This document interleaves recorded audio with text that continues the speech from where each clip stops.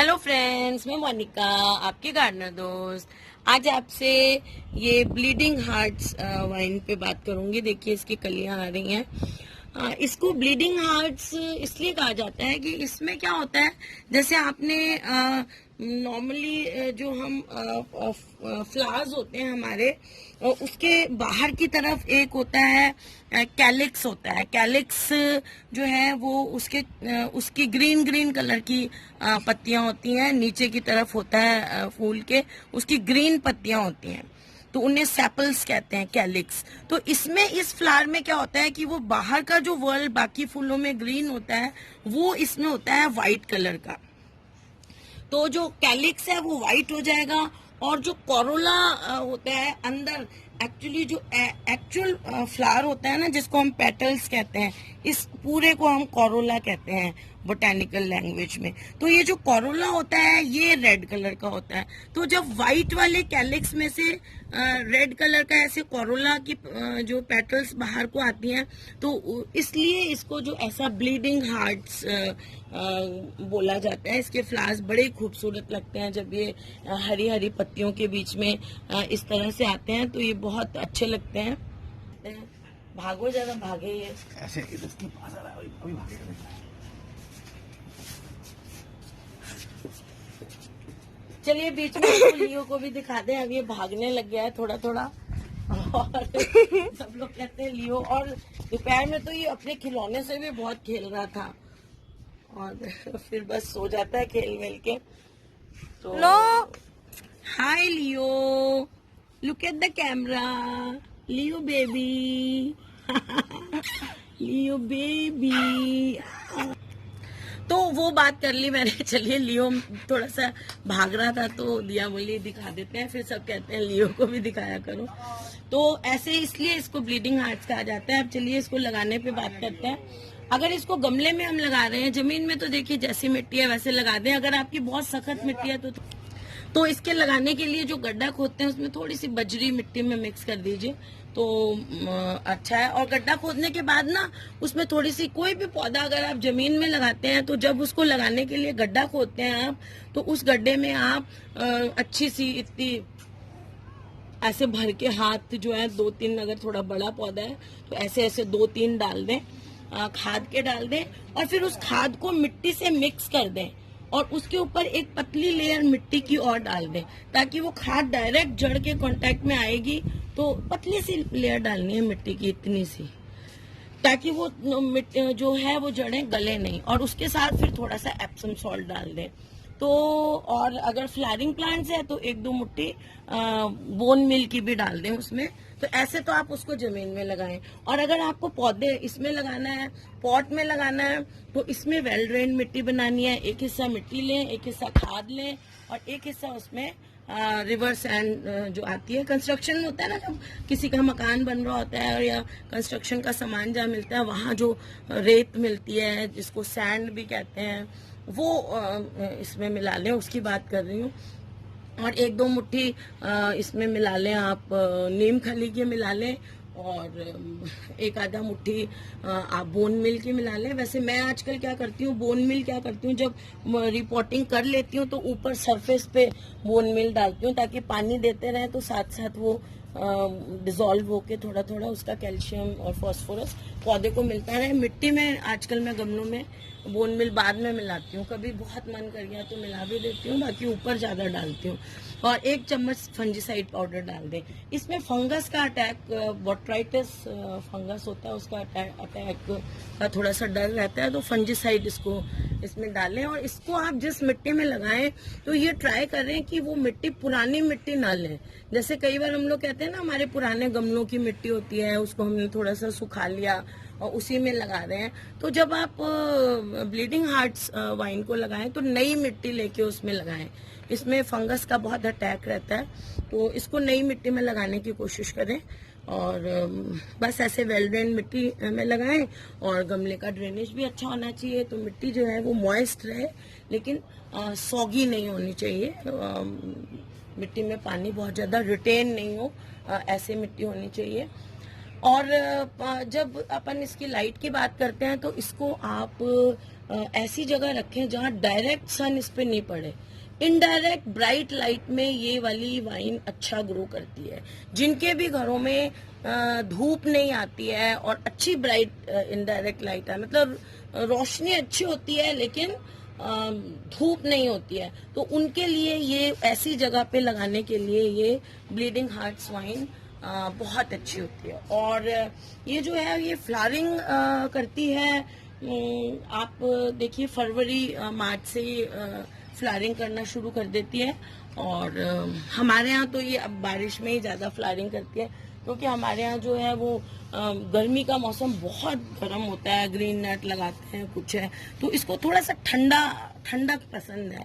बहुत ज्यादा गर्मी जो है, बहुत ज्यादा गर्मी नहीं, वैसे ये गर्मियों में ही जैसे मैंने कहा कि फरवरी मार्च से फ्लावरिंग करनी शुरू करती है और अक्टूबर नवंबर तक फ्लावरिंग करती है। और सर्दियां जो है वो इसका डोरमेंसी पीरियड है। गर्मियां इसका डोरमेंसी पीरियड नहीं है, लेकिन हमारे जहाँ बहुत ज्यादा राजस्थान में गर्मी पड़ती है, वहाँ ये गर्मी में थोड़ा सा गर्मी को फील करती है। इसलिए ये फिर एंड ऑफ या तो फरवरी में अच्छी तरह ग्रो करती है या फिर एंड ऑफ गर्मी, जैसे अभी जून एंड में और अभी अक्टूबर नवंबर तक इसमें बड़े अच्छे फ्लावर्स आएंगे। फिर सर्दी इसका जो है वो डोरमेंसी पीरियड है, तो सर्दियों में आप इसको ऐसी जगह ही रखेंगे जहां पर धूप नहीं आती हो, ठंडी जगह, ऐसी कोई जो है जहां पर बहुत ज्यादा फॉग वगैरह का अटैक भी नहीं हो कुछ है। तो डोरमेंसी होता है ना इसका पीरियड, तो इसको एक कोने में रख दें आप जहां धूप नहीं पड़ती हो। और बहुत ज्यादा ठंड मतलब जैसे कोहरा गिर रहा है उस चीज से बचे, वैसे ठंडक इसको पसंद है, कूल जगह पर ही रखना है इसको। और पानी इसका कम कर दें और इसमें खाद नहीं दें। देखिए जब किसी पौधे का डोरमेंसी पीरियड होता है तो उस टाइम हम उसको खाद देने के लिए मना करते हैं, लेकिन कई बार आप लोग सोचते हो चलो बाकी पौधों को खाद दे रहे हैं इसको भी दे देते हैं, लेकिन वो मना पता क्यों किया जाता है? क्योंकि डोरमेंसी पीरियड में पौधा जो है वो उस खाद को यूज नहीं करता है, यूज नहीं।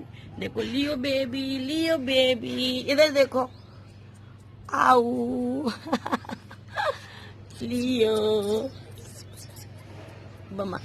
तो पौधे की सारी एक्टिविटीज बंद होती हैं, है ना, तो वो एक्टिविटीज बंद होती हैं तो वो उस खाद को यूज नहीं करता है। तो आपकी जो सॉइल मिक्सचर होता है उसमें सॉल्ट इकट्ठा हो जाते हैं, खाद आपने डाल दी, पौधा उसको यूज नहीं करता तो उसके सॉल्ट इकट्ठा हो जाते हैं और उन सॉल्ट्स की वजह से आपका पौधा मर जाता है, उल्टा वो किलर हो जाती है वो वाली जो आप खाद देते हैं डोरमेंसी पीरियड में। तो आप सर्दी में इसमें खाद ना दें, ज्यादा ही ज्यादा आपको है तो पूरा सर्दी के जो 2-3 महीने होते हैं उनमें से एक बार दे दें बस थोड़ी सी इसको लिक्विड फर्टिलाइजर। उसके बाद फरवरी में इसको फिर अच्छी तरह से खाद दें। 12 इंच का गमला है तो 200-300 ग्राम के करीब अच्छी सी खाद इसको दें। खाद कैसे देनी है उस पर मैंने काफी वीडियोस डाली हुई हैं। ऊपर की थोड़ी मिट्टी निकाल दें इतनी, फिर उसमें खाद मिक्स करके और आधी मिट्टी को फेंक दें, मतलब फेंक दें क्या, रख लें और बाकी आधी में खाद मिला के उसको वापस भर दें। तो फरवरी में आपको इसको अच्छी सी खाद देनी है। और ग्रोइंग पीरियड जब इसका होता है, जब ये खूब ग्रो करती है, फ्लावर करती है, उस टाइम इसको फिर हर 10 दिन में एक बार लिक्विड फर्टिलाइजर दें। उसमें आप NPK 90-90-19 भी दे सकते हैं। और जो मैं गोबर खाद, नीम खली इनको भिगो के लिक्विड फर्टिलाइजर बनाती हूँ, उस पर मैंने वीडियो डाला हुआ है। लिक्विड ऑर्गेनिक फर्टिलाइजर नाम से आप उसको सर्च कर सकते हैं या कंपोस्ट ही नाम से। तो वो इसको हर 10 दिन में आप दें। कैसे देना है वो भी उस वीडियो में बनाया हुआ है। तो ये आपका फ्लावरिंग अच्छा करता है। हाँ, एक और बात, जब इसकी फ्लावरिंग का मौसम खत्म हो जाता है अक्टूबर नवंबर में, जब इसमें फूल आने बंद हो जाते हैं, सर्दियां शुरू हो जाती हैं और ये डोरमेंसी में चला जाता है पौधा, उस समय आप इसकी अच्छी सी प्रूनिंग कर दें। ये बेल है, मैं आपको इतने टाइम शायद नहीं बताया, ये एक वाइन है और बड़ी लंबी तक 15-16 फीट तक ऊपर चली जाती है और फैल बहुत जाती है। ये बहुत काफी 3-4-5 फीट तक फैल भी जाती है अगर जमीन में आपने इसको लगाया हुआ है। तो जब डोरमेंसी में ये जाता है तब आप इसकी अच्छी सी प्रूनिंग कर दें, क्योंकि इसमें जब फरवरी में फ्लावरिंग का जब मौसम शुरू होगा फरवरी मार्च में या बरसातों में जब होगा फरवरी में, इसमें फिर क्या होता है, ये पत्तियां भी हो सकता है इसकी सर्दियों में झड़ जाए, क्योंकि डोरमेंसी है। डोरमेंसी में प्लांट सोने चला जाता है तो वो अपने भार को कम कर लेता है, उसको कम से कम काम करना पड़े, तो इसलिए वो अपनी पत्तियों को भी गिरा देता है पौधा, ताकि उसको मिनिमम काम करना पड़े, कोई काम नहीं करना पड़े और वो बस सोया रहे।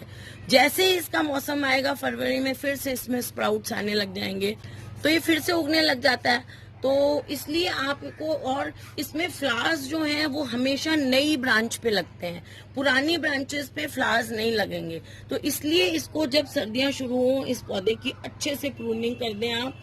और गमले में लगा हुआ है तो देखिए इतनी प्रूनिंग कर दें, और जमीन में है तो बहुत अच्छी तरह आप 3/4 प्लांट को 1/3 प्लांट को चलिए, या 3/4 प्लांट भी काट सकते हैं, 1/3 को छोड़ दें। 1/3 प्लांट जैसे 3 हिस्से में बांट लें, तो नीचे का 1/3 हिस्सा छोड़ के ऊपर काट सकते हैं जमीन में है तो, और आप हाफ पे काट सकते हैं। ये आपका पौधा कितना बड़ा है, कितना हेल्दी है, उस पर डिपेंड करता है। और अगर गमले में है तो बस आप इतनी सी प्रूनिंग करें, इतनी सी प्रूनिंग करें।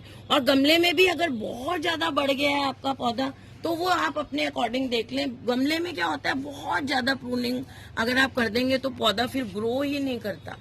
जितनी जमीन में हम प्रूनिंग कर सकते हैं पौधे की, उतनी ज्यादा गमले में नहीं की जाती है, उससे थोड़ी कम की जाती है, क्योंकि यहाँ पर कम मिट्टी है और जड़ों में उतनी ताकत नहीं है, क्योंकि जितनी जड़ें नीचे फैलती हैं उतनी उनमें ताकत होती है। तो गमले में करें प्रूनिंग, लेकिन गमले में थोड़ी सी कम करें। और जब फरवरी आएगा, जब हम खाद देंगे, तो उसके बाद फिर इसमें बहुत नए नए स्प्राउट्स आएंगे, और धीरे धीरे फिर जैसे जैसे बरसात आएगी और ये आपका पौधा जो है बहुत अच्छी तरह से फ्लावर करेगा। ये वाइन बहुत छाया में उगाने की बहुत अच्छी वाइन है, जहाँ पर अच्छी ब्राइट लाइट आती हो इनडायरेक्ट। और बस आप महीने में एक बार इसको एप्सम सॉल्ट दे दें, 1 चम्मच एप्सम सॉल्ट ऐसे बिखेर दें, रिम के साइड ऐसे बिखेर सकते हैं। और या फिर 1 टीस्पून, और या फिर 1 लीटर पानी में 1 टीस्पून एप्सम सॉल्ट भिगो के, और उसका पानी आप इसमें दे सकते हैं। और अब जैसे बरसात का मौसम हो तो महीने में एक बार फंजीसाइड कोई भी पाउडर है वो आधा चम्मच इसके रिम के साइड छिड़क दें, और उसके बाद पानी दे दें, तो बस आपका पौधा बहुत अच्छी तरह से ग्रो करेगा और फ्लावर भी करेगा। तो फ्रेंड्स, अच्छा, इसका प्रोपेगेशन भी बहुत आसान है, कटिंग से ये लग जाती है। तो कटिंग इसकी फरवरी में बहुत अच्छी लगती है, क्योंकि ये मैंने कहा ना गर्मी में फरवरी से इसका ग्रोइंग पीरियड भी स्टार्ट होता है, तो फरवरी में इसकी कटिंग बहुत अच्छी लगती है। और अभी इन दिनों बरसात के मौसम में भी इसकी कटिंग बहुत अच्छी लगेगी। अगर आपके आसपास कहीं है या आपके घर में ही है तो आप इसकी कटिंग्स लगा सकते हैं। कटिंग देखिए इतनी थिक तक कटिंग ले लें, इससे ज़्यादा भी ले सकते हैं, इतनी तक तो होनी ही चाहिए, इससे ज़्यादा पतली कटिंग ना लें।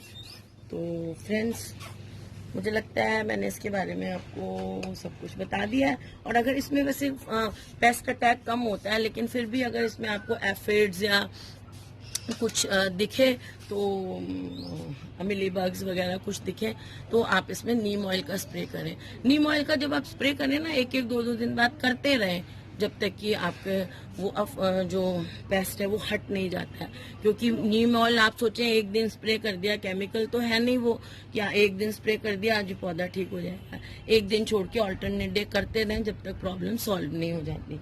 तो फ्रेंड्स, अगर आपको ये वीडियो अच्छा लगता है तो इसे लाइक करिएगा, शेयर करिएगा और मेरे चैनल को सब्सक्राइब करिएगा। Okay friends, bye.